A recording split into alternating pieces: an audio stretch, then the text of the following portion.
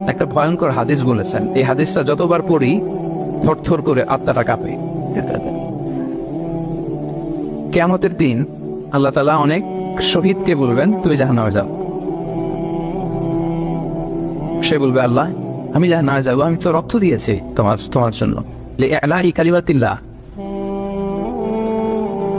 আমার দেহের তাজা রক্ত দিয়ে আমি শহীদ হয়েছি, জানাজা ছাড়া আমার দাফন হয়েছে, আমি তো জান্নাতে যাব। আল্লাহ বলবে না, তুমি শহীদ হয়েছ এই কারণে যে লোকজন তোমাকে বীর বলবে, বীর বাহাদুর।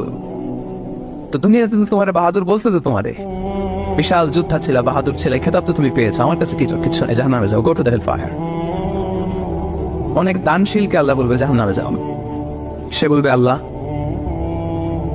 আমি জাহান্নামে যাব, আমি তো মসজিদ, মাদ্রাসা, এতিমখানা, বৃদ্ধাশ্রম এমন কিছু নাই যে বাকি রাখছি, শত শত মসজিদ আমি করেছি, আমি কেন জাহান্নামে যাব? আল্লাহ বলবে না, তুমি দান করেছিলে এই জন্য যে লোকজন তোমার দানশীল বলবে, দানবীর বলবে, আদেম তাই বলবে, ওটা তো তোমাকে বলা হয়েছে জাহান্নামে যাও, আমার কাছে কি যাও, go to the hell fire. সেদিন আল্লাহ তাআলা অনেক আলেমকে ডাকবেন, অনেক দাঈদেরকে ডাকবেন,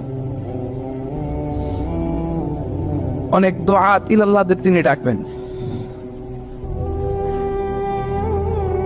Because of Allah, you never know, but then Allah went down, and then Allah went out. সেদিন অনেক দুআত ইলাল্লাহদেরকে ডেকে আল্লাহ বলবেন যে তুমিও জাহান্নামে যাবে। সে বলবে আল্লাহ কেন? আমি মানুষকে কোরআন শিখিয়েছি, আমি মানুষকে হাদিস শিখিয়েছি,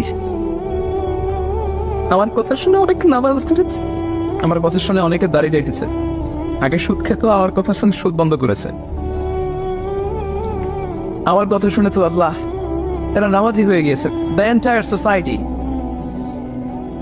সুদ বন্ধ করেছে, নামাজ ধরেছে, তারা ফরজ যাকাত দিত, আমি কেন জাহান্নামে যাব? আল্লাহ বলবেন তুমি এই দাওয়াতি কাজ করেছো, লোকজন তোমাকে বড় আলেম বলবে, লোকজন তোমাকে বড় সেলিব্রিটি বলবে, লোকজন তোমার নামে তাকবীর দিবে, তোমাকে বড় আলেম বলবে, বড় দাঈ বলবে। এটা তো বলা হতো তোমাকে দুনিয়াতে, আল্লামা বলে ডাকা হতো তোমাকে, বাহারুল উলুম বলা হতো তোমাকে, এনের সাগর, অনেক বড় দাঈ, অনেক বড় সেলিব্রিটি তোমাকে বলা হতো এই দুনিয়াতে। তো যা চেয়েছো তা তো পেয়েছো, আমার কাছে কি চাও? আমার কাছে তোমার জন্য কিছু নাই, go to the hell fire, তুমি জাহান্নামে যাবে। আল্লাহ এরকম আলেম হওয়া থেকে আমাদেরকে তুমি বাঁচাও। আল্লাহ লোক দেখানো মানসিকতা, এই শো অফ থেকে আল্লাহ তুমি আমাদেরকে হেফাজত করো।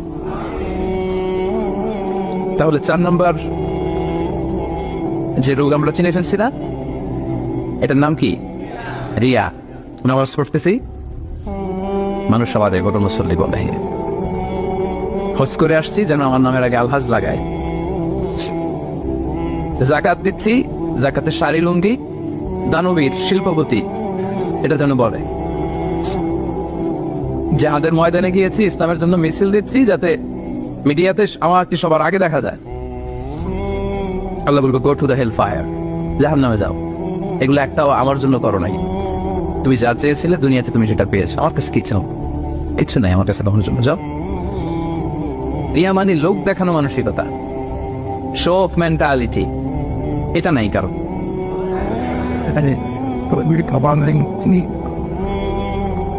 এটা আছেন তো এই যে শো অফ মেন্টালিটি, প্রিয় ভাইয়েরা, সম্মানিত ভাইয়েরা, খেয়াল করে শুনেন, এই শো অফ করার মেন্টালিটি এটা বড্ড ভয়ঙ্কর। লৌকিকতা, লোক দেখানো মানসিকতা, এবং সোশ্যাল মিডিয়ার কারণে এই ব্যাপারটা আরো ভয়ঙ্কর হয়ে গিয়েছে। নানা কারণে ভালো কাজগুলো শেয়ার করতে হয়, বিভিন্ন ইভেন্ট শেয়ার করতে হয়, কিন্তু জায়গাটা বড্ড পিচ্ছিল। যদি আল্লাহকে দেখাতে না চেয়ে মানুষকে দেখাতে চাওয়া হয়, ওইটা আল্লাহ কবুল করে না, এটা ভয়ঙ্কর। সুনানে ইবনে মাজাহ হাদিস, সাহাবারা দাজ্জালকে নিয়ে ভয় পাচ্ছিলেন, দাজ্জালের আলোচনা করতেছিলেন, রাসূল সাল্লাল্লাহু আলাইহি ওয়াসাল্লাম আসলেন, এসে বললেন আমি কি তোমাদেরকে দাজ্জালের চাইতে বড় একটা ফিতনার কথা বলবো না? সাহাবারা বললেন বলা ইয়া রাসূলুল্লাহ, বলেন। আল্লাহ রাসূল সাল্লাল্লাহু আলাইহি ওয়াসাল্লাম বললেন সেটার নাম হচ্ছে আশ-শিরক আল খাফি, গোপন শিরক।